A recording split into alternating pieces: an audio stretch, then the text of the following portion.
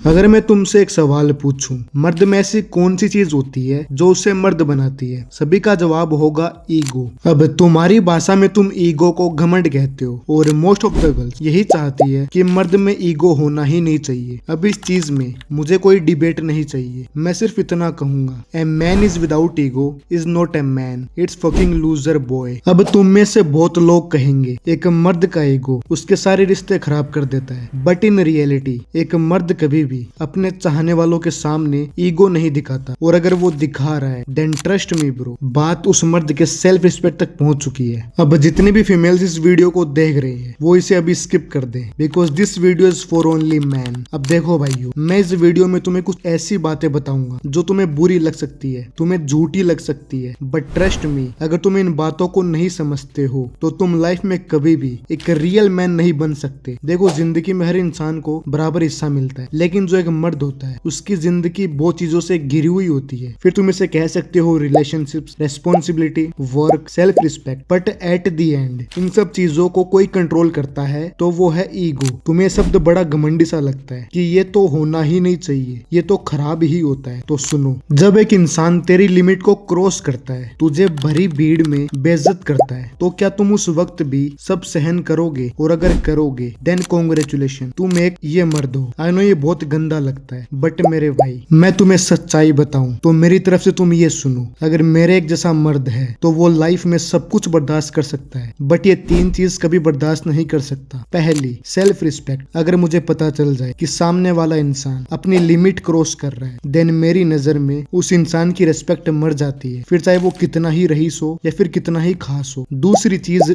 Loyalty. मैं सामने वाले इंसान पर जान वारने को लिए रेडी हूँ, बट वो वफादार हो। बट एक बार मुझे पता लग जाए कि उसने गद्दारी कर दी है, then trust me, I break it. Then तीसरी चीज है वर्ड्स, यानी जुबान। अगर मैं किसी को जुबान देता हूँ कि मैं ये करूंगा या फिर मैं यहाँ पे आऊंगा, तो वो चीज होगी ही। बट जब सामने वाला इंसान इस चीज से मुकर जाता है, उसे तुम्हारे वर्ड्स, फीलिंग्स की कोई वैल्यू नहीं होती है, देन इट्स ओवर। अब I think most of the man इस चीज से एग्री करेंगे। अब अपने थोड़ी सी बात कर लेते हैं औकात की। देखो, सिंपल सी चीज है, मर्द को अपनी औकात बनानी ही पड़ती है, बट वो इसे तब करता है, इस चीज को तो वो तब सीरियस लेता है जब उसके सामने उसको रीजंस मिलता है, और ये रीजंस कुछ भी हो सकता है। फॉर एग्जांपल, एक girl hat A male ego and से कि तेरी कोई औकात नहीं, देन ट्रस्ट मी, ये दुनिया भले ही खत्म हो जाए, उस बंदे को मरना पड़ जाए, बिना टाइम देखे काम करना पड़ जाए, वो फिर अपनी औकात बनाता है और उसके सामने जाता है, उसको पाने के लिए नहीं, उसको बताने के लिए मेरी औकात ये है, और मैं आज तुम्हें खड़ा खड़ा तुम्हारे साथ पुश्ते भी खरीद सकता हूँ। और यही खासियत है मेल ईगो की। जब तक ये नहीं करता है तब तक ये नहीं करता है, और जब ये अपने पे आ जाता है तो फिर ये दुनिया देखती है और कहती है बंदे ने पूरे खानदान की लाइफ बदल के रख दी। मैं तुमसे ये बार बार कहता हूँ कि अपनी सक्सेस को, डिसरिस्पेक्ट को, वर्क को, फेलियर्स को अपनी ईगो से कनेक्ट करो, क्योंकि इसके बिना तुम लाइफ में कुछ नहीं कर सकते। क्योंकि एक मर्द का ईगो ही उसे बनाता है, उसकी लाइफ को एक पोजीशन देता है, वरना कहने को तो बहुत लड़के यहाँ पर है। So now in the end of video, it's not a joke. अगर तुम लाइफ को जीना चाहते हो, कुछ बनना चाहते हो, अपनी डिसरिस्पेक्ट को तालियों में बदलना चाहते हो, तो तुम्हें ईगो डेवलप करनी ही पड़ेगी। नॉट बिकॉज दूसरों को प्रूव करना है, जस्ट बिकॉज खुद की नजर में पावरफुल बनना है, औकात बनानी है। और अगर तुम्हें ये वीडियो यहाँ तक देख रहे हो, then trust me bro, you are a real man, because a weak boy skip the video before start. So remember this line, a man without ego is not a fucking man.